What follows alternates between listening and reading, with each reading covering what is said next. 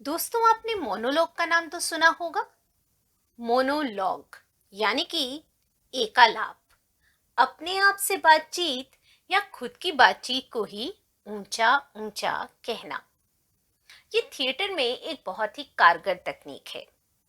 इसका उपयोग अक्सर नाटकों में किया जाता है, जहां पर अगर इंसान के मन की बात कहनी हो तो उसे मोनोलॉग के जरिए लोगों तक पहुंचाया जाता है।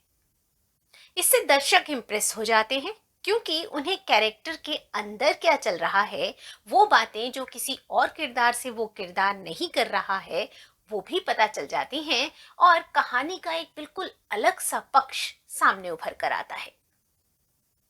पर ये तकनीक सिर्फ और सिर्फ थिएटर्स में ही यूज नहीं होती, बल्कि अगर लेखक को इस तकनीक को यूज करने की टेक्निक आती हो तो वो बहुत ही कारगर शॉर्ट स्टोरी भी क्रिएट कर सकता है। जी, कहानियों की सीरीज बना रही हूँ जिसमें अलग अलग तरह की कहानियां आपके पास लेकर आऊंगी, जिनमें कोई हटकर बात हो, कोई अलग सी लिटरेरी टेक्निक हो। और इसी क्रम में आज की कहानी है निर्मल वर्मा की धूप का एक टुकड़ा। पहले कहानी सुनते हैं, फिर बात करूंगी कि कैसे निर्मल वर्मा ने इसमें एकालाप का उपयोग किया है। क्या मैं इस बेंच पर बैठ सकती हूँ? नहीं, आप उठिए नहीं, मेरे लिए ये कोना ही काफी है। आप शायद हैरान होंगे कि मैं दूसरी बेंच पर क्यों नहीं जाती। इतना बड़ा पार्क, चारों तरफ खाली बेंचें, मैं आपके पास ही क्यों धंसना चाहती हूँ? आप बुरा ना माने तो एक बात कहूं, जिस बेंच पर आप बैठे हैं वह मेरी है। जी हाँ, मैं यहाँ रोज बैठती हूँ। नहीं, आप गलत ना समझें, इस बेंच पर मेरा कोई नाम नहीं लिखा है। भला म्यूनिसिपैलिटी की बेंचों पर क्या नाम कैसा? लोग आते हैं, घड़ी तो घड़ी बैठते हैं और फिर चले जाते हैं। किसी को याद भी नहीं रहता कि फला दिन फला आदमी यहाँ बैठा था। उसके जाने के बाद बेंच पहले की ही तरह खाली हो जाती है। जब कुछ देर बाद कोई नया आगंतुक आकर उस पर बैठता है तो उसे पता भी नहीं चलता कि उससे पहले वहां कोई स्कूल की बच्ची या अकेली बुढ़िया या नशे में धुत जिप्सी बैठा होगा। नहीं जी, नाम वहीं लिखे जाते हैं जहां आदमी टिक कर रहे। तभी घरों के नाम होते हैं या फिर कब्रों के। हालांकि कभी कभी मैं सोचती हूँ कि कब्रों पर नाम ना भी रहें तो भी खास अंतर नहीं पड़ता। कोई जीता जागता आदमी जानबूझकर दूसरे की कब्र में घुसना पसंद नहीं करेगा। आप उधर देख रहे हैं, घोड़ा गाड़ी की तरफ? नहीं, इसमें हैरानी की कोई बात नहीं। शादी ब्याह के मौकों पर लोग अब भी घोड़ा गाड़ी इस्तेमाल करते हैं। मैं तो हर रोज देखती हूँ। इसीलिए मैंने ये बेंच अपने लिए चुनी है। यहाँ बैठकर आंखें सीधी गिरजे पर जाती हैं। आपको अपनी गर्दन टेढ़ी नहीं करनी पड़ती। बहुत पुराना गिरजा है। इस गिरजे में शादी करवाना बहुत बड़ा गौरव माना जाता है। लोग 8-10 महीने पहले से अपना नाम दर्ज करवा लेते हैं। वैसे सगाई और शादी के बीच इतना लंबा अंतराल ठीक नहीं।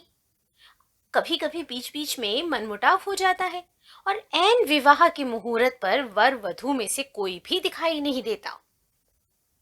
उन दिनों यह जगह सुनसान पड़ी रहती है। ना कोई भीड़, ना कोई घोड़ा गाड़ी। भिखारी भी खाली हाथ लौट जाते हैं। ऐसे ही एक दिन मैंने सामने वाली बेंच पर एक लड़की को देखा था। वह अकेली बैठी थी और सूनी आंखों से गिरजे को देख रही थी। पार्क में यही एक मुश्किल है। इतने खुले में सब अपने अपने में बंद बैठे रहते हैं। आप किसी के पास जाकर सांत्वना के दो शब्द भी नहीं कह सकते। आप दूसरों को देखते हैं, दूसरे आपको। शायद इससे भी कोई तसल्ली मिलती होगी। यही कारण है अकेले कमरे में जब तकलीफ दुश्वार हो जाती है तो अक्सर लोग बाहर चले आते हैं। सड़कों पर, पब्लिक पार्क में, किसी पब में। वहां आपको कोई तसल्ली ना भी दे तो भी आपका दुख एक जगह से मुड़कर दूसरी तरफ करवट ले लेता है। इसमें तकलीफ का बोझ कम नहीं होता, लेकिन आप उसे कुली के सामान की तरह एक कंधे से उठाकर दूसरे कंधे पर रख देते हैं। यह क्या कम राहत है? मैं तो ऐसा ही करती हूँ। सुबह से ही अपने कमरे से बाहर निकल आती हूँ। नहीं नहीं, आप गलत ना समझें, मुझे कोई तकलीफ नहीं। मैं धूप की खातिर यहाँ आती हूँ। आपने देखा होगा सारे पार्क में सिर्फ यही एक बेंच है जो पेड़ के नीचे नहीं है। इस बेंच पर एक पत्ता भी नहीं झड़ता। फिर इसका एक बड़ा फायदा यह भी है कि यहाँ से मैं सीधे गिरजे की तरफ देख सकती हूँ। लेकिन यह शायद मैं आपसे पहले ही कह चुकी हूँ। आप सचमुच सौभाग्यशाली हैं। पहले दिन यहाँ आए और सामने घोड़ा गाड़ी। आप देखते रहिए, कुछ ही देर में गिरजे के सामने छोटी सी भीड़ जमा हो जाएगी। उनमें से ज्यादातर लोग ऐसे होते हैं जो वर को जानते हैं ना, वधू को। लेकिन एक झलक पाने के लिए घंटों बाहर खड़े रहते हैं। आपके बारे में मुझे मालूम नहीं, लेकिन कुछ चीजों को देखने की उत्सुकता जीवन भर खत्म नहीं होती। अब देखिए, आप इस पेरम्बुलेटर के आगे बैठे थे। पहली इच्छा यह हुई झांक कर भीतर देखूं, जैसे आपका बच्चा औरों से अलग होगा। अलग होता नहीं। इस उम्र में सारे बच्चे एक ही जैसे होते हैं, मुंह में चूसनी दबाए लेटे रहते हैं। फिर भी जब मैं किसी पेरम्बुलेटर के सामने से गुजरती हूँ तो एक बार भीतर झांकने की जबरदस्त इच्छा होती है। मुझे ये सोचकर काफी हैरानी होती है कि जो चीजें हमेशा एक जैसी रहती हैं, उनसे ऊबने के बजाय आदमी सबसे ज्यादा उन्हीं को देखना चाहता है। जैसे प्रेम में लेटे बच्चे, या नवविवाहित जोड़े की घोड़ा गाड़ी, या मुर्दों की अर्थी। आपने देखा होगा, ऐसी चीजों के इर्द गिर्द हमेशा भीड़ जमा हो जाती है। अपना बस हो या ना हो, पांव खुद ब खुद उनके पास खिंचे चले आते हैं। मुझे कभी कभी यह सोचकर बड़ा अचरज होता है कि जो चीजें हमें अपनी जिंदगी को पकड़ने में मदद देती हैं, वे चीजें हमारी पकड़ के बाहर हैं। हम ना उनके बारे में कुछ सोच सकते हैं, ना किसी दूसरे को बता सकते हैं। मैं आपसे पूछती हूँ, क्या आप अपनी जन्म की घड़ी के बारे में कुछ याद कर सकते हैं? या अपनी मौत के बारे में किसी को कुछ बता सकते हैं? या अपने विवाह के अनुभव को हूबहू अपने भीतर दोहरा सकते हैं? आप हंस रहे हैं। नहीं, मेरा मतलब कुछ और था। कौन ऐसा आदमी है जो अपने विवाह के अनुभव को याद नहीं कर सकता? मैंने सुना है कुछ ऐसे देश हैं जहां जब तक लोग नशे में धुत नहीं हो जाते, तब तक विवाह करने का फैसला नहीं लेते, और बाद में उन्हें उसके बारे में कुछ याद नहीं रहता। नहीं जी, मेरा मतलब ऐसे अनुभव से नहीं था। मेरा मतलब था, क्या आप उस क्षण को याद कर सकते हैं जब आप एकाएक यह फैसला कर लेते हैं कि आप अलग न रहकर किसी दूसरे के साथ रहेंगे जिंदगी भर? मेरा मतलब है, क्या आप सही सही उस बिंदु पर उंगली रख सकते हैं जब आप अपने भीतर के अकेलेपन को थोड़ा सा सरका कर किसी दूसरे को वहां आने देते हैं? जी हाँ, उसी तरह जैसे कुछ देर पहले आपने थोड़ा सा सरक कर मुझे बेंच पर आने दिया था, और अब मैं आपसे ऐसे बातें कर रही हूँ मानो आपको बरसों से जानती हूँ। लीजिए, अब दो चार सिपाही भी गिरजे के सामने खड़े हो गए। अगर इसी तरह भीड़ जमा होती गई तो आने जाने का रास्ता भी रुक जाएगा। आज तो खैर धूप निकली है, लेकिन सर्दी के दिनों में भी लोग ठिठुरते हुए खड़े रहते हैं। मैं तो बरसों से ये देखती आ रही हूँ। कभी कभी तो यह भ्रम होता है कि 15 साल पहले मेरे विवाह के मौके पर जो लोग जमा हुए थे, वही लोग आज भी हैं। वही घोड़ा गाड़ी, वही इधर उधर घूमते हुए सिपाही, जैसे इस दौरान कुछ भी नहीं बदला है। जी हाँ, मेरा विवाह इसी गिरजे में हुआ था, लेकिन ये मुद्दत पहले की बात है। तब सड़क इतनी चौड़ी नहीं थी कि घोड़ा गाड़ी सीधे गिरजे के दरवाजे पर आकर ठहर सके। हमें उसे गली के पिछवाड़े रोक देना पड़ा था। और मैं अपने पिता के साथ पैदल चलकर यहाँ तक आई थी। सड़क के दोनों तरफ लोग खड़े थे और मेरा दिल धुक धुक कर रहा था कि कहीं सबके सामने मेरा पाँव ना फिसल पड़े। पता नहीं वे लोग अब कहाँ होंगे जो उस रोज भीड़ में खड़े मुझे देख रहे थे। आप क्या सोचते हैं, अगर उनमें से कोई आज मुझे देखे तो क्या पहचान सकेगा कि बेंच पर बैठी ये अकेली औरत वही लड़की है जो सफेद पोशाक में 15 साल पहले गिरजे की तरफ जा रही थी? सच बताइए, क्या पहचान सकेगा? आदमियों की तो बात मैं नहीं जानती, लेकिन मुझे लगता है कि वह घोड़ा मुझे जरूर पहचान लेगा जो उस दिन हमें खींच कर लाया था। जी हाँ, घोड़ों को देखकर मैं हमेशा हैरान रह जाती हूँ। कभी आपने उनकी आंखों में झांक कर देखा है? लगता है जैसे वे किसी बहुत ही आत्मीय चीज से अलग हो गए हैं, लेकिन अभी तक अपने अलगाव के आदी नहीं हो सके हैं। इसीलिए वे आदमियों की दुनिया में सबसे अधिक उदास रहते हैं। किसी चीज का आदी ना हो पाना, इससे बड़ा और कोई दुर्भाग्य नहीं। वे लोग जो आखिर तक आदी नहीं हो पाते, वे या तो घोड़ों की तरह उदासीन हो जाते हैं या मेरी तरह धूप के एक टुकड़े की खोज में एक बेंच से दूसरी बेंच का चक्कर लगाते रहते हैं। क्या कहा आपने? नहीं, आपने शायद मुझे गलत समझ लिया। मेरे कोई बच्चा नहीं, यह मेरा सौभाग्य है। बच्चा होता तो शायद मैं कभी अलग नहीं हो पाती। आपने देखा होगा, आदमी और औरत में प्यार ना भी रहे तो भी बच्चे की खातिर एक दूसरे के साथ जुड़े रहते हैं। मेरे साथ कभी ऐसी रुकावट नहीं रही। इस लिहाज से मैं बहुत सुखी हूँ। अगर सुख का मतलब है कि हम अपने अकेलेपन को खुद चुन सकें। लेकिन चुनना एक बात है, आदी हो सकना बिल्कुल दूसरी बात। जब शाम को धूप मिटने लगती है तो मैं अपने कमरे में चली जाती हूँ, लेकिन जाने से पहले मैं कुछ देर उस पब में जरूर बैठती हूँ जहां वह मेरी प्रतीक्षा करता था। जानते हैं उस पब का नाम? बोनापार्ट। जी, कहते हैं जब नेपोलियन पहली बार इस शहर में आया तो उस पब में बैठा था, लेकिन उन दिनों मुझे इसका कुछ पता नहीं था। जब पहली बार उसने मुझसे कहा कि हम बोनापार्ट के सामने मिलेंगे, तो मैं सारी शाम शहर के दूसरे सिरे पर खड़ी रही जहां नेपोलियन घोड़े पर बैठा है। आपने कभी अपनी पहली डेट इस तरह गुजारी है कि आप सारी शाम पब के सामने खड़े रहें और आपकी मंगेतर पब्लिक स्टेचू के नीचे? बाद में जो उसका शौक था वह मेरी आदत बन गई। हम दोनों हर शाम कभी उस जगह जाते जहां मुझे मिलने से पहले वह बैठता था, या उस शहर के उन इलाकों में घूमने निकल जाते जहां मैंने बचपन गुजारा था। यह आपको कुछ अजीब नहीं लगता कि जब हम किसी व्यक्ति को बहुत चाहने लगते हैं तो न केवल वर्तमान में उसके साथ रहना चाहते हैं, बल्कि उसके अतीत को भी निगलना चाहते हैं जब वह हमारे साथ नहीं था।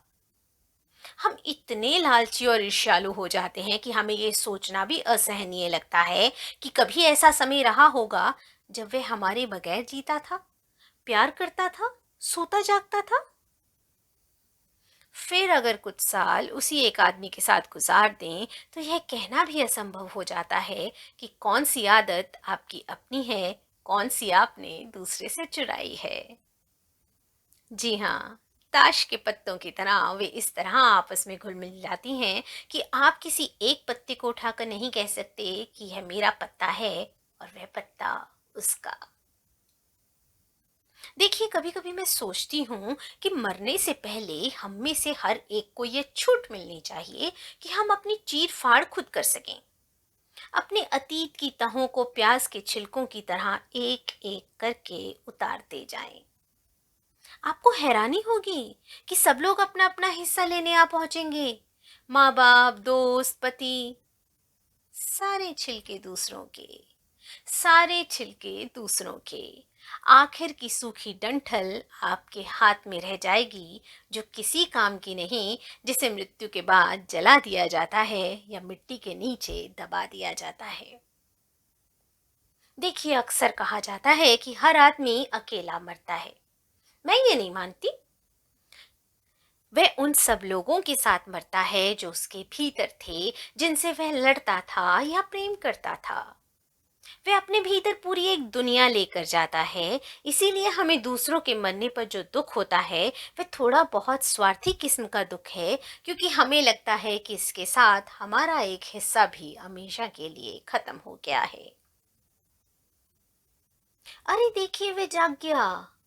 जरा पेरम्बुलेटर हिलाइए, धीरे धीरे हिलाते जाइए, अपने आप चुप हो जाएगा। मुंह में चुसनी इस तरह दबाकर लेटा है जैसे छोटा मोटा सिगार हो। देखिए, कैसे ऊपर बादलों की तरफ टुकुर टुकुर ताक रहा है। मैं जब छोटी थी तब लकड़ी लेकर बादलों की तरफ इस तरह घुमाती थी, जैसे वे मेरे इशारों पर ही आकाश में चल रहे हों। आप क्या सोचते हैं, बच्चे इस उम्र में जो कुछ देखते हैं या सुनते हैं, क्या उन्हें बाद में याद रहता है? रहता जरूर होगा। कोई आवाज, कोई झलक या कोई आहट जिसे बड़े होकर हम उम्र के जाले में खो देते हैं। लेकिन किसी अनजान मौके पर जरा सा इशारा पाते ही हमें लगता है कि इस आवाज को कहीं हमने सुना है। यह घटना या ऐसी ही कोई घटना पहले कभी हुई है, और फिर उसके साथ साथ बहुत सी चीजें अपने आप खुलने लगती हैं जो हमारे भीतर अरसे से जमा थीं, लेकिन रोजमर्रा की दौड़ धूप में जिनकी तरफ हमारा ध्यान जाता नहीं। लेकिन वे वहां हैं, घात लगाए कोने में खड़ी रहती हैं, मौके की तलाश में। और फिर किसी घड़ी सड़क पर चलते हुए, या ट्राम की प्रतीक्षा करते हुए, या रात को सोने और जागने के बीच वे अचानक आपको पकड़ लेती हैं। और तब आप कितना ही हाथ पांव क्यों ना मारे, कितना ही क्यों ना छटपटाएं, वे आपको छोड़ती नहीं। मेरे साथ एक रात ऐसे ही हुआ था। हम दोनों सो रहे थे, और तब मुझे एक अजीब सा खटका सुनाई दिया। बिल्कुल वैसे ही जैसे बचपन में मैं अपने अकेले कमरे में हड़बड़ा कर जाग उठती थी, और सहसा यह भ्रम होता था कि दूसरे कमरे में माँ और बाबू नहीं हैं। और मुझे लगता था कि अब मैं उन्हें कभी नहीं देख सकूंगी, और तब मैं चीखने लगती थी। लेकिन उस रात मैं चीखी चिल्लाई नहीं। मैं बिस्तर से उठकर देहरी तक आई, दरवाजा खोलकर बाहर झांका। बाहर कोई ना था। वापस लौटकर उसकी तरफ देखा, वह दीवार की तरफ मुंह मोड़कर सो रहा था, जैसे वह हर रात सोता था। उसे कुछ भी सुनाई नहीं दिया था। तब मुझे पता चला कि वह खटका कहीं बाहर नहीं, मेरे भीतर हुआ था। नहीं, मेरे भीतर भी नहीं, अंधेरे में एक चमगादड़ की तरह वह मुझे छूता हुआ निकल गया था। न बाहर न भीतर, फिर भी चारों तरफ फड़फड़ाता हुआ। मैं पलंग पर आकर बैठ गई जहां वह लेटा था, और धीरे धीरे उसकी देह को छूने लगी। उसकी देह के उन सब कोनों को छूने लगी जो एक जमाने में मुझे तसल्ली देते थे। मुझे यह अजीब सा लगा कि मैं उसे छू रही हूँ, और मेरे हाथ खाली के खाली वापस लौट आते हैं। बरसों पहले की गूंज जो उसके अंगों से निकलकर मेरी आत्मा में बस जाती थी, अब कहीं ना थी। मैं उसी तरह उसकी देह को टोह रही थी, जैसे कुछ लोग पुराने खंडरों पर अपने नाम खोजते हैं जो मुद्दत पहले उन्होंने दीवारों पर लिखे थे। लेकिन मेरा नाम वहां कहीं नहीं था। कुछ और निशान थे जिन्हें मैंने पहले कभी नहीं देखा था, जिनका मुझसे दूर का भी वास्ता ना था। मैं रात भर उसके सिराहने बैठी रही, और मेरे हाथ मुर्दा होकर उसकी देह पर पड़े रहे। मुझे ये भयानक सा लगा कि हम दोनों के बीच जो खालीपन आ गया है, वह मैं किसी से कह नहीं सकती। जी हाँ, अपने वकील से भी नहीं, जिन्हें मैं अरसे से जानती थी। वे समझे मैं सठिया गई हूँ। कैसा खटका? क्या मेरा पति किसी दूसरी औरत के साथ जाता था? क्या वह मेरे प्रति क्रूर था? जी हाँ, उसने प्रश्नों की झड़ी लगा दी, और मैं थी कि एक इडियट की तरह उनका मुंह ताकती रही। और तब मुझे पहली बार पता चला कि अलग होने के लिए कोर्ट कचहरी जाना जरूरी नहीं था। अक्सर लोग कहते हैं कि अपना दुख दूसरों के साथ बांटकर हम हल्के हो जाते हैं। मैं कभी हल्की नहीं होती। नहीं जी, लोग दुख नहीं बांटते, सिर्फ फैसला करते हैं कौन दोषी है कौन निर्दोष। मुश्किल यह है, जो एक व्यक्ति आपकी दुखती रग को सही सही पहचान सकता है, उसी से हम अलग हो जाते हैं।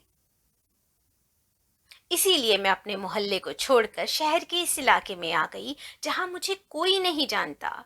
यहाँ मुझे देखकर कोई यह नहीं कहता कि देखो, यह औरत अपने पति के साथ 8 वर्ष रही और फिर अलग हो गई। पहले जब कोई इस तरह की बात कहता था तो मैं बीच सड़क पर खड़ी हो जाती थी। इच्छा होती थी लोगों को पकड़कर शुरू से आखिर तक सब कुछ बताऊं।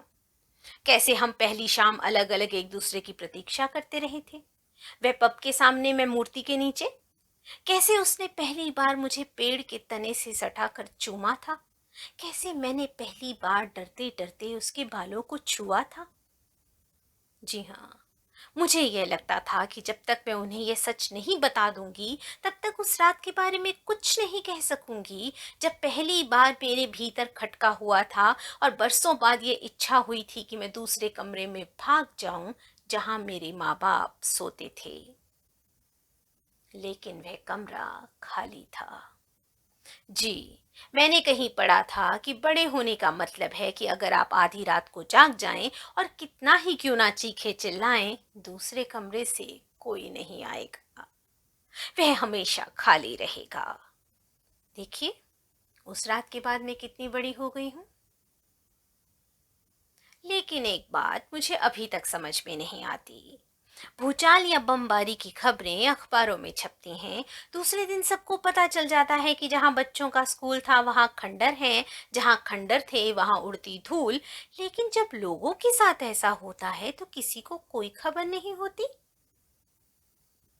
उस रात के बाद दूसरे दिन मैं सारे शहर में अकेली घूमती रही और किसी ने मेरी तरफ देखा भी नहीं। जब मैं पहली बार इस पार्क में आई थी, इसी बेंच पर बैठी थी जिस पर आप बैठे हैं, और जी हाँ, उस दिन मुझे बहुत आश्चर्य हुआ कि मैं उसी गिरजे के सामने बैठी हूँ जहाँ मेरा विवाह हुआ था। तब सड़क इतनी चौड़ी नहीं थी कि हमारी घोड़ा गाड़ी सीधे गिरजे के सामने आ सके। हम दोनों पैदल चलकर यहाँ आए थे। आप सुन रहे हैं ऑर्गन पर संगीत। देखिए, उन्होंने दरवाजे खोल दिए हैं, संगीत की आवाज यहाँ तक आती है।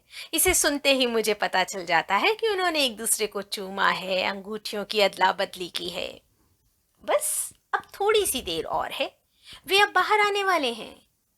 लोगों में अब इतना चैन कहाँ कि शांति से खड़े रहें। अगर आप जाकर देखना चाहें तो निश्चिंत होकर चले जाएं। मैं तो यहाँ बैठी ही हूँ, आपके बच्चे को देखती रहूंगी। क्या कहा आपने? जी हाँ, शाम होने तक यहीं रहती हूँ, फिर यहाँ सर्दी हो जाती है। दिन भर मैं ये देखती रहती हूँ कि धूप का टुकड़ा किस बेंच पर है, उसी बेंच पर जाकर बैठ जाती हूँ। पार्क का कोई ऐसा कोना नहीं जहाँ मैं घड़ी आधा घड़ी नहीं बैठती, लेकिन यह बेंच मुझे सबसे अच्छी लगती है। एक तो इस पर पत्ते नहीं झड़ते और दूसरे, अरे, आप जा रहे हैं? तो दोस्तों, ये थी निर्मल वर्मा की धूप का एक टुकड़ा। कैसी लगी कहानी आपको? हैरानी हुई? अक्सर कहानी में कई सारे किरदार होते हैं जो आपस में बातें करते हैं, संवाद करते हैं। कोई बड़ी सी सेटिंग होती है, टाइम चेंज होता है, काल, परिस्थिति, देश, बैकग्राउंड, बहुत सारी बातें होती हैं जो कहानीकार एक कहानी के अंदर समावेश करता है। लेकिन ये कहानी एकदम अलग। सिर्फ पार्क का एक बेंच है और एक सामने गिरजाघर। जी, वैसे ये शब्द भी आजकल हम बहुत कम यूज करते हैं, गिरजा। शायद चर्च ही कहानियों में, हिंदी में, कविताओं में हर जगह छाया रहता है, पर यह शब्द मुझे बेहद पसंद आया, तो आज का शब्द है गिरजा। कहीं यूज करके देखिएगा, देखते हैं क्या उसके इफेक्ट आता है। खैर, कहानी की तरफ लौटते हुए, धूप का एक टुकड़ा में निर्मल वर्मा ने एक बहुत ही अच्छी तकनीक का उम्दा इस्तेमाल किया है। यहाँ एक औरत है जो बात कर रही है। सारा का सारा फोकस सिर्फ और सिर्फ इसी कैरेक्टर पर है। लेकिन मजेदार बात यह है कि वो खुद से बात नहीं कर रही। ये एक मोनोलॉग नहीं है, एक डायलॉग है जिसमें शायद कोई दूसरा आदमी मौजूद है। शायद इसलिए क्योंकि लास्ट तक कभी भी वो आदमी कुछ नहीं बोलता। जो कुछ भी कहा जाता है सिर्फ और सिर्फ मुख्य किरदार के द्वारा ही कहा जाता है। मुख्य पात्र ही ऐसा है जो फोकस में बना रहता है।